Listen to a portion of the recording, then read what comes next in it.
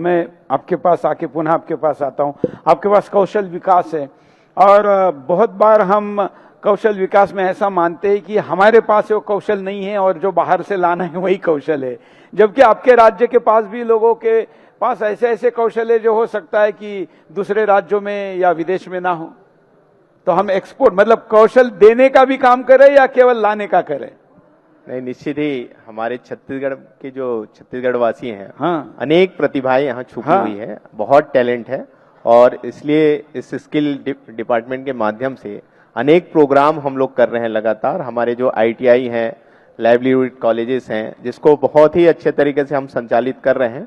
और यहाँ के जो डिमांड यहाँ के फैक्ट्रीज को है, यहाँ कंपनीज को जो डिमांड है, वैसा स्किल हम अपने युवा साथियों को भी देने का काम कर रहे हैं।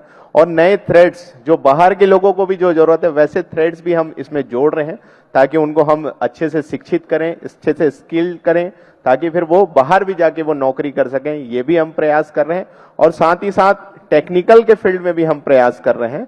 और टेक्निकल के फील्ड में हम ये प्रयास कर रहे हैं कि जो हमारे युवा साथी हैं जो टेक्निकल की पढ़ाई कर रहे हैं, तो आई हब हमने GC हमारे गवर्नमेंट इंजीनियरिंग कॉलेज में हमने बनाया है।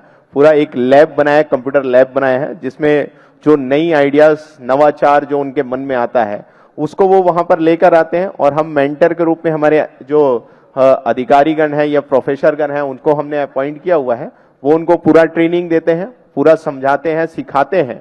और फिर जब वो बहुत अच्छे से काम करने लगते हैं और वो चाहते हैं कि उसको और आगे बढ़ाना वो बच्चे, तो हमारी सरकार 2.5 लाख से 10 लाख रुपए तक का उनको अनुदान भी देती है ताकि वो उसको आगे बढ़ा सकें। ऐसे ही बहुत सारे काम हम लोग लगातार कर रहे हैं। और आने वाले समय में माननीय मुख्यमंत्री विष्णुदेव साय जी से हमने चर्चा की है, हमारा पूरा डिपार्टमेंट।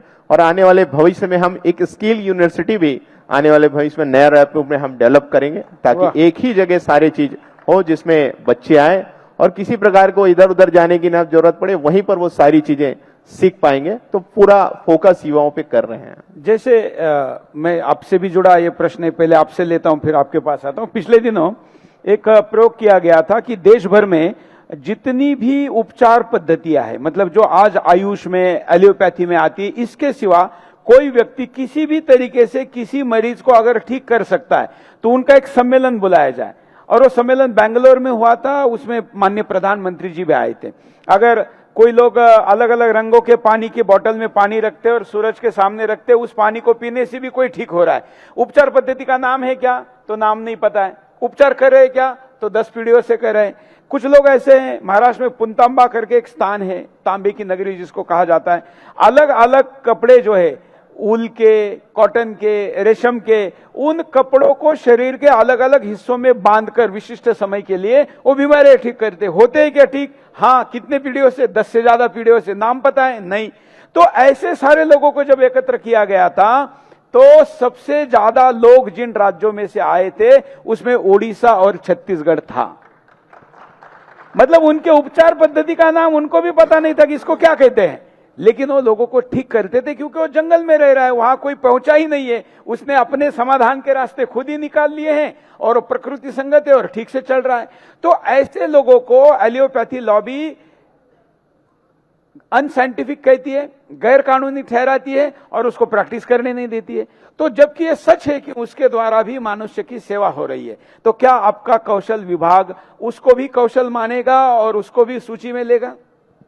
निश्चित ही ऐसे जो हमारे साथी हैं, क्योंकि हमारा तो भारत देश ऋषि मुनियों का देश भी रहा है, हमारे प्रदेश में भी ऐसे बहुत सारे ऐसे लोग हैं। तो निश्चित ही जब मैं इससे पहले मेडिसिनल प्लांट बोर्ड में मैं उपाध्यक्ष था, तो उसमें एक हम लोग हमारे पार्टी की तरफ से कार्यक्रम हुआ था कि जितने भी हमारे जो बैगा बुनिया इस टाइप के जो हमारे इलाज करते हैं, उन लोग का एक सम्मेलन बुलाकर उनकी जो उनके वो जिस प्रकार से बहुत सारे शर्तिया इलाज भी वो करते हैं, तो ऐसे चीजों को हम लोगों ने कलेक्ट करने का काम भी किया था। उनको प्रोत्साहन राशि भी हमने देने का काम किया था ताकि वो उसके माध्यम से भी हमारे जो यहाँ के लोग हैं उनका इलाज हो सके। तो निश्चित ही आने वाले समय में हम प्रयास करेंगे कि स्किल उन लोग को भी अपन दें ताकि और उनके माध्यम से हम और आने वाले जो भविष्य के लोग हैं उनको भी वो स्किल दें ताकि गांव-गांव में भी इलाज अच्छे से हो सके। इसका प्रयास करेंगे।